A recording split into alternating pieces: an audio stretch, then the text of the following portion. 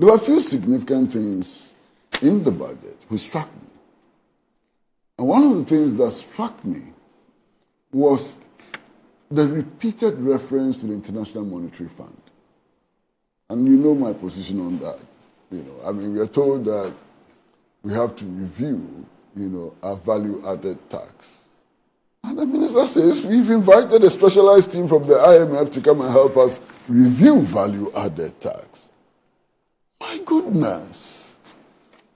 This is a country which has a faculty, economics, which has been headed by distinguished professors and so on in economics. Look at UGMC. Look at University of Ghana. Look at all the universities we have. And we are still being told by our leaders that even to review VAT, we have to go and bring strangers, to come and help us.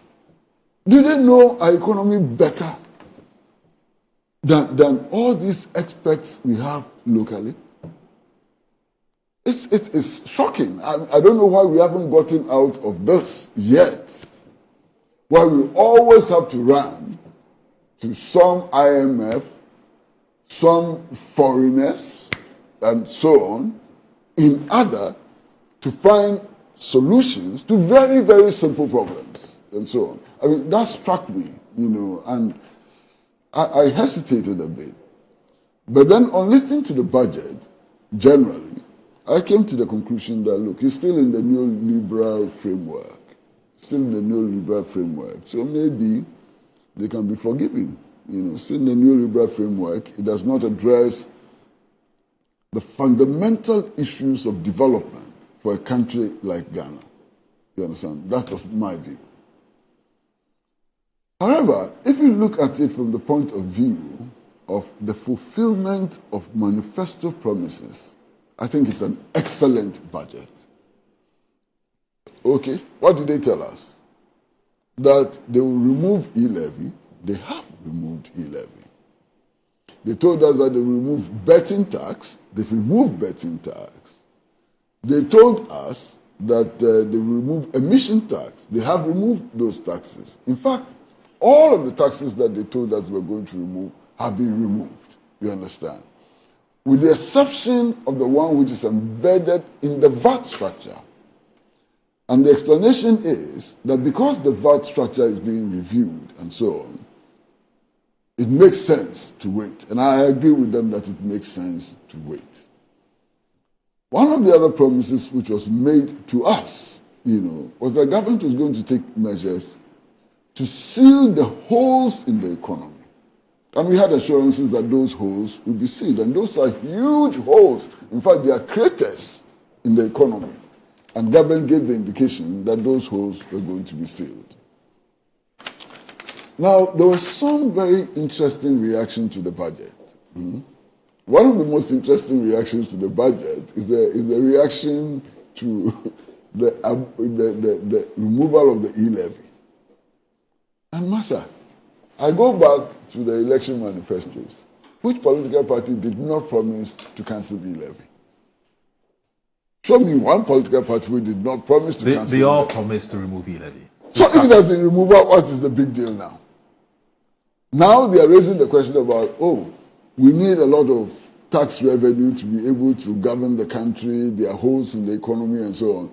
And therefore, how are you going to fill the hole which is going to be created as a result of the removal of e-levy and so on? When you were promising to remove e-levy, how did you plan to plug those holes and so on? And yesterday, the Minister for Finance gave an answer, which simply said that they were cutting down government expenditure as a means of plugging those holes. Now, I go back to the fundamental principles of taxation. And my brother here, I'm sure, is very conversant with the fundamental principles of taxation. And the most outstanding principle of taxation is this. The question of equality does not arise in taxation. Equality does not arise in taxation.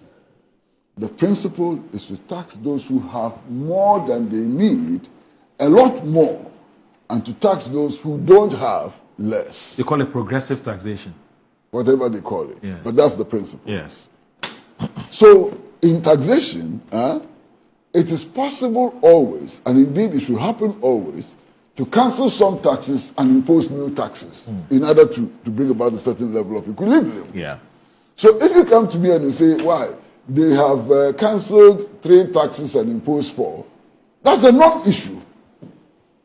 What we ought to be addressing is whether or not the whole arrangement is fair, whether the whole arrangement will lead to the alleviation of poverty, whether the whole arrangement will lead to stimulating growth, will lead to improving the quality of life of people. Those are the critical questions we answered, not the number of taxes.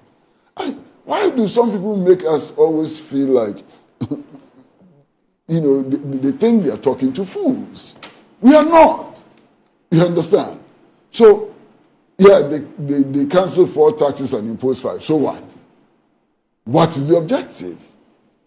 What is likely? What is going to be the likely consequence of this new arrangement? Does it fit into the policy orientation and so on? These are the critical things. I hope you understand what I'm saying. I do, totally. And then there's this whole debate about GDP. And so, oh my goodness. Please don't treat us that way. Don't treat the citizens of Ghana that way. Why? On this very platform, this program, when Randy used to be in the chair, we used to constantly remind ourselves that when Ghana starts paying its debts,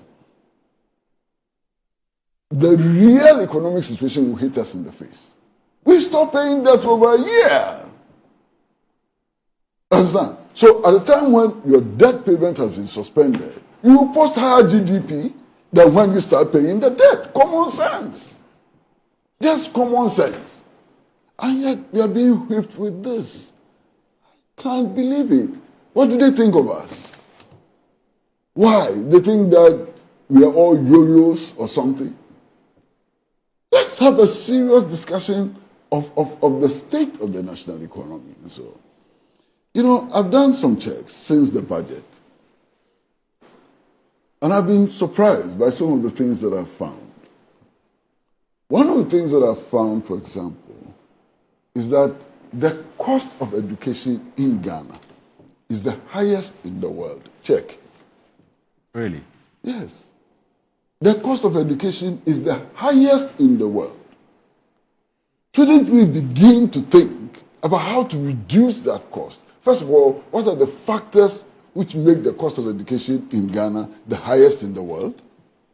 And what measures can we take in order to bring down the cost of education? These are the things that we should be interrogating. You understand? The joblessness. What are the things that we need to do in order to stimulate job creation? That's how we should be looking at the budget. You have a situation where cocoa production over the last 2 years has fallen by more than 60%. Cocoa production has fallen by more than 60%. And then you are in parliament telling me that your GDP was higher than this GDP and so on. Is that an issue? No matter what the GDP is, cocoa production has fallen by about 60%. You are living in an economy where all your water bodies have been so badly polluted, which is going to affect, fish production, for example, is going to be heavily affected. Your importation of fish is going to go up. Your medical bills are going to go up as a result of galamsey. I mean, children are being born without eyes, deformed at birth, and so on. And then you are telling me about GDP. What does that mean? In any case, GDP is a statistical average. And no statistical average tells the full story unless you break it down. And so look, they should come and tell us something better. What they are doing sometimes, it's really non-sitting. You are talking about a situation in which, Massa, and I'm not lying, you all know it's the truth. In a matter of 8 years, you have managed to bring the price of a ball of kenke from 50 pesos, not to 1 cedi, not to 2 cedis, not to 3 cedis, but to 5 cedis. And you're telling me about GDP, that you had a higher GDP than the one which is projected for now? What does it mean? Talk to commercial drivers, my brother. Go and talk to the commercial drivers. Many of these taxi and trotro drivers, they wake up at dawn. They wake up at dawn and slave for 18 hours. At the end of the day, they cannot make their daily sales. So they have to go and borrow in order to make their daily sales so that they can keep their vehicles. They are dying. They are dying. They cannot look after their children and so on. These are the things we should be addressing. And then you come and tell me about GDP. What does that mean? What does that really mean? I have a friend who plays the guitar. He's a professional musician. He plays the guitar. 2 weeks ago, his child was knocked down by a vehicle. Knocked down by a vehicle. And they had to rush the child to one of those hospitals. They were presented with a bill which had to be paid before they touched the child, of 120,000 Ghana cedis. Wow. How is he ever going to raise 120,000 cedis? This is the issue we should be addressing in the budget. You understand? Both of you, you are a member of parliament. You understand? Honorable member of parliament. Master, you are a respected member of our society. Very well educated and so on. If any of you today was hit with a medical bill of 120,000 Ghana cedis, could you pay?